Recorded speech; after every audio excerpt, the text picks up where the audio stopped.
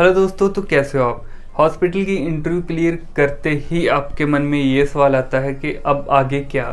Interview तो मेरी clear होगी, मुझे सब कुछ उन्होंने बता दिया है कि आपको इतनी तारीख को ज्वाइन करना है, आपको इतनी तारीख को आना है, लेकिन आगे क्या। आगे मुझसे क्या क्या मुझे करना पड़ेगा, क्या क्या प्रोसेस होगा, कैसे कैसे ज्वाइनिंग होगी, वो सारी चीज़ें आपके मन में भी अगर है, अगर आपने भी इंटरव्यू कर ली है क्लियर, तो ये वीडियो ज़रूर देखना। आपको एक आइडिया रफली हो जाएगा कि आपको क्या क्या वहाँ पे आगे का प्रोसेस क्या होता है, कैसे ज्वाइनिंग होती है, क्या क्या करना होता है। और प्लस ज्वाइनिंग के बाद के जो क्वेश्चंस होते हैं, जो आपको क्लासेस में NITP के क्लासेस के दौरान पूछे जाते हैं, जो कि प्री और पोस्ट टेस्ट जिसको हम बोलते हैं, उसमें जो क्वेश्चंस पूछे जाते हैं, तो उसके बारे में भी आपको मैं बताऊँगा। तो वीडियो के साथ शुरू से एंड तक जरूर बने रहना। आपको बहुत सारी चीज़ें सीखने के लिए मिलेगी, बहुत सारे क्वेश्चंस आपको मिलेंगे जो कि आपको आगे फर्दर क्लासेस के दौरान पूछे जाने वाले हैं। तो ये अगर आप क्वेश्चन रेडी कर लेते हो तो डेफिनेटली क्लास में जाके अगर वो आपसे पूछते हैं तो आप उनको ईजिली आंसर कर सकते हो। आपको वहाँ पे मतलब एम्बेरस फील नहीं होगा कि यार उन्होंने मुझसे ये पूछा और मुझे पता ही नहीं था। तो दोस्तों, इंटरव्यू क्लियर होते ही वो आपको बोलते हैं, जैसे आप मान लो सैटरडे या फ्राइडे को आपने इंटरव्यू दी, तो वो आपको बोलते हैं कि आपको अभी मंडे को हमारे पास आना है 9 बजे। ठीक है, तो आप 9 बजे जैसे ही HR में पहुँचते हो, वो वहाँ पे आपको कुछ फॉर्म्स देते हैं। यहाँ पे आपकी सारी डिटेल होती है जो कि आपको फिल करनी होती है। आप सारी अपनी डिटेल फिल करते हो, जिस उस डिटेल में क्या क्या होता है, आपका फुल नाम, अपने घर वालों का नाम, प्लस आपका एड्रेस होता है, प्लस आपकी जो क्वालिफिकेशंस होती है, प्लस आपका जो एक्सपीरियंस होता है वो। उसके बाद आपकी क्या क्या वैक्सीनेशंस हुई है, क्या क्या आपने मेडिसिन ली हुई है, तो वो सारी चीज़ें होती है ना। तो ये सारी चीज़ों का एक फॉर्म होता है, तो जो कि आपको दिया जाता है फिल करने के लिए। बहुत सारे हॉस्पिटल में फॉर्म्स देते हैं, बट मैक्स में 40 में आप जाते हो, मेदांता में आप जाते हो, तो आपको एक ऑनलाइन वो एक लिंक देते हैं, वहाँ पे जाके आपको ये सारी चीज़ें फिल करनी होती है। तो जैसे ही ये सारी चीज़ें आप सबमिट करते हो, तब वो आपको एक ज्वाइनिंग लेटर देते हैं, जिसको हम अपॉइंटमेंट लेटर बोलते हैं। तो वो लेटर में आपको हर चीज़, टर्म्स एंड कंडीशंस उन्होंने लिख के दी होती है। तो अराउंड मुझे लगता है 3 से वो 8 पेज तक का होता है अपॉइंटमेंट लेटर। तो जिसमें आपकी सारी ग्रॉस सैलरी कितनी होती है, आपका क्या क्या कटेगा, कितना PF कटेगा और कितनी इन हैंड सैलरी आएगी, वो सारी चीज़ें होती है। तो जब भी आपके हाथ में वो आता है तो मेक श्योर करो कि आप अपनी सारी सैलरी, जितनी भी आपकी पहले बात हुई है, वो सारी सैलरी ज़रूर चेक कर लो कि हाँ भाई इतनी मेरी बात हुई है, इतनी ही मेरी सैलरी इन हैंड आएगी। तो वो चीज़ें आपको मेक श्योर कर लेनी है। ये नहीं है कि उन्होंने बोला कि ये अपना अपॉइंटमेंट लेटर लो और यहाँ पे साइन कर दो, तो बिना पढ़े कभी भी साइन मत करो। एक बार पढ़ लो कि जो चीज़ें आपकी पहले बात हो रखी है वो वही है, सही है चीज़ें, तभी आप साइन करो। देन वो आपको ER की कंसल्टेशन के लिए भेज देते हैं, मतलब इमरजेंसी में जो उनके डॉक्टर्स होते हैं वहाँ पे आपको भेज देते हैं। इमरजेंसी कंसल्टेशन आपकी जो होती है उसमें क्या होता है कि सबसे पहले डॉक्टर्स आपके वाइटल्स लेते हैं। यहाँ पे जो नर्सिंग स्टाफ होता है वो आपके वाइटल साइन चेक करता है, प्लस आपकी एक हिस्ट्री होती है कि आपने हेपेटाइटिस की कौन कौन सी डोज ली है, कोविड की कौन कौन सी डोज ली है ना, कोई डोज आपकी मिस तो नहीं है, और प्रॉपर डेट आपको पता होनी चाहिए। वो सारी चीज़ें लिखते हैं। और फिर आपकी सारी हिस्ट्री, आपको डायबिटीज़, हाइपरटेंशन या ऐसी कोई हिस्ट्री तो नहीं है, वो सारी चीज़ें वो लिखेंगे। उसके बाद अगर टेस्ट की बात करी जाए तो कुछ ब्लड टेस्ट वो आपके करवाते हैं, जैसे RFT आपका होता है, CBC आपका होता है, प्लस आपका यूरिन रूटीन एक टेस्ट होता है, वो करवाते हैं। उसके बाद रेडियोलॉजी में आपका एक एक्सरे, चेस्ट एक्सरे करवाया जाता है। वो रूल आउट करते हैं कि आपको कभी कहीं TB तो नहीं है, क्योंकि हॉस्पिटल इन्वायरमेंट में जो TB है वो एक ऐसी प्रॉब्लम है जो दूसरे स्टाफ को, आपकी की वजह से किसी दूसरे स्टाफ को फैल सकती है। तो इसलिए प्रिकॉशनरी मेजर के लिए वो जस्ट आपका एक रूटीन में एक्सरे करवाते हैं, ये चीज़ को कंफर्म करने के लिए। जैसे ये सारे टेस्ट आपके हो जाते हैं, उसके बाद वो आपको एक रिपोर्ट सेंड कर देते हैं। तो उसी दिन कुछ टाइम के बाद आपको एक वो ज्वाइनिंग डेट देते हैं कि आपको इस डेट को आके ज्वाइन करना है। जो डेट है वो स्टार्टिंग की हो सकती है, मिड की हो सकती है, एंड की हो सकती है। अगर आप 25 के बाद जाते हो तो आपको एक ऑब्वियसली 1 से शुरू करना है, ठीक है। अगर आप 10 के आसपास जाते हो तो आपको 15 से स्टार्ट करना होता है, और अगर आप 25 के बाद तो वही 1 से, है ना। तो ऐसे करके उनके ज्वाइनिंग के डेज होते हैं, यहाँ पे आप ज्वाइन कर सकते हो।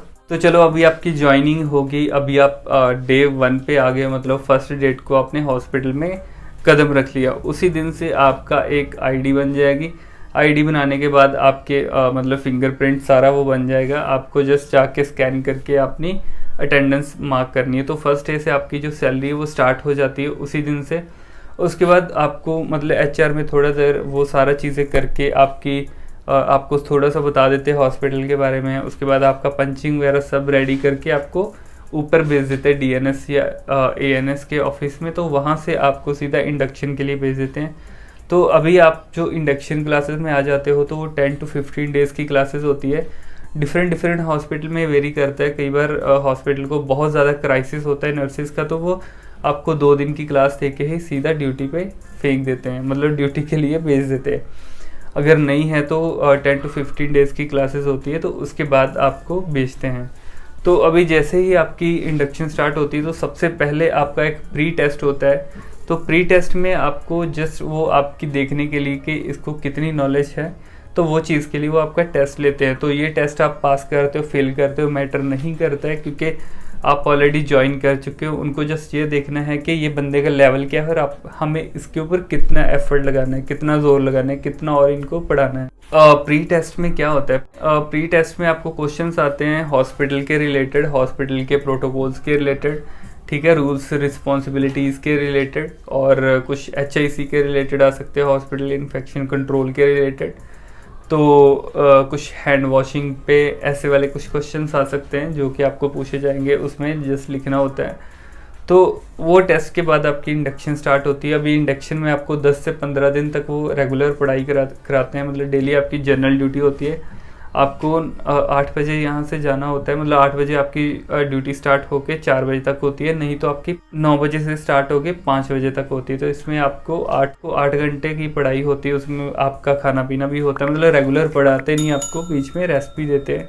तो मतलब कुल मिला के आपको 8 घंटे हॉस्पिटल में बजाने होते हैं। तो अभी आपकी 15 दिन कंप्लीट हो गई है। अभी आपको जो एक पोस्ट टेस्ट देंगे, पोस्ट टेस्ट में आपको कुछ क्वेश्चन पूछेंगे, जैसे कि IPSC गोल क्या क्या होते हैं हॉस्पिटल में, है ना। IPSC गोल, इंटरनेशनल पेशेंट सेफ्टी गोल जो है, कौन कौन से 6 गोल है वो आपको लिख के बताने होते हैं। मतलब आपको कोई एक पेपर देंगे, उसमें कुछ क्वेश्चंस आएंगे IPSC गोल के बारे में आ सकते हैं। हाई रिस्क मेडिसिन आपको 5 पूछ सकते हैं, कोई 5 इन्फ्यूजन पूछ सकते हैं आपको। बेड्स और मैनेजमेंट कैसे आप करते हो वो आपको क्वेश्चन आ सकता है। ECG लीड की प्लेसमेंट के बारे में आपको पूछ सकते हैं, वो क्वेश्चन आ सकता है। तो मोस्टली जो जो उन्होंने पढ़ाया होता है उसी में से आपको कुछ क्वेश्चंस आएंगे जो कि आपको हल करने होते हैं, जिनका आंसर आपको लिखना होता है। देन आपका वो पासिंग मार्क्स देखते हैं कि इन्होंने वो पास करा है या नहीं करा है। उसके बाद क्या होता है कि 15 दिन के बाद आपकी डिपार्टमेंट सिलेक्शन होती है। डिपार्टमेंट सिलेक्शन के बाद NS के पास आप जाते हो, या फिर CNO जो हॉस्पिटल्स के होते हैं उनके पास जाते हो।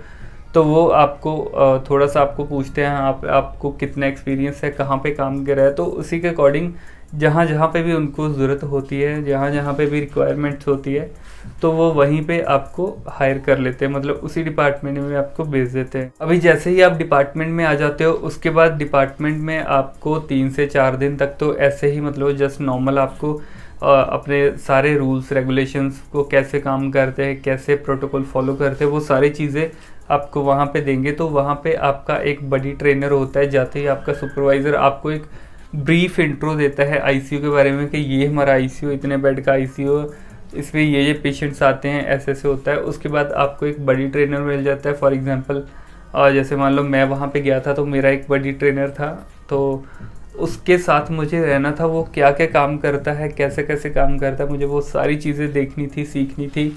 कैसे वो पेशेंट देखता है, कैसे मेडिसिन करता है, क्या क्या टाइम होता है उनकी मेडिकेशंस का, क्या क्या वो प्रोटोकॉल फॉलो करता है, वो सारी चीज़ें मुझे देख के सीखनी होती है। विदिन 3 to 4 डेज़ मुझे सीख के देन वो नेक्स्ट मुझे भी पेशेंट दे देते हैं। तो वहाँ पे ICU में या वार्ड में या कहीं भी आपकी पोस्टिंग होती है, तो वहाँ पे आपको 6 मंथ का आपका प्रोबेशन पीरियड होता है। तो इस दौरान आपको कोई PL अलाउ नहीं होती, कोई CL अलाउ नहीं होती। जस्ट 6 या 7 ऑफ आपके जो नॉर्मल होते हैं वही आपको मिलते हैं, उसमें आपको कोई PL कोई CL कुछ नहीं मिलता है। तो जैसे ही प्रोबेशन पीरियड ख़त्म होता है, मतलब 6 मंथ के बाद आप वहाँ के परमानेंट स्टाफ हो जाते हो। 6 मंथ के बाद एक आपका प्रिविलेज्ड फॉर्म होता है, तो उसमें आप अपने हिसाब से रेटिंग देते हो कि मुझे क्या क्या चीज़ें आती है, क्या क्या चीज़ें नहीं आती है, तो उसकी आपको रेटिंग करनी है। देन आपका सुपरवाइज़र रेटिंग करता है, देन वो लिख के भेजता है। अगर आप ICU के लिए फिट हो तो वो लिख देगा कि this staff has been found fit for ICU। तो अगर वो ऐसे लिख के देता है, उसके बाद वो DNS के पास जाता है, देन CNO के पास जाता है, वो साइन करके देता है। वहाँ से आपकी मतलब आप परमानेंट 6 मंथ के बाद वहाँ के परमानेंट स्टाफ हो जाते हो। तो उसके बाद आपको CL आपकी मतलब हर महीने में एक मिलती रहेगी आपको। PL के लिए आप एलिजिबल होते हो, आपको PL भी मिलेगी। प्लस इसके साथ साथ आपको, अगर आप ICU में काम करते हो तो ICU का जो अलाउंस है वो भी मिलना शुरू हो जाता है, जो कि नॉर्मल 1500 से 2000 तक रहता है। तो वार्ड में आपको वो नहीं मिलता है, लेकिन ICU में आपको हर महीने 1500 से 2000 अलग से मिलता है। उसके लिए भी आप कैपेबल होते हो, लेकिन आप 6 मंथ के बाद। तो ये नॉर्मल प्रोसेस होता है किसी भी हॉस्पिटल में ज्वाइनिंग के बाद। तो आई होप कि मैंने हर एक चीज़ आपको बता दी है। अगर मैंने कोई पॉइंट मिस कर दिया हो तो ज़रूर कमेंट सेक्शन में बताना। अगर वीडियो अच्छी लगी तो वीडियो को लाइक ज़रूर करना, अपने दोस्तों के साथ शेयर ज़रूर करना जिसने भी ज्वाइन कर लिया है, या करना है, या इंटरव्यू क्लियर कर लिया है। तो दोस्तों हम मिलते हैं नेक्स्ट वीडियो में, तब तक के लिए बाय बाय।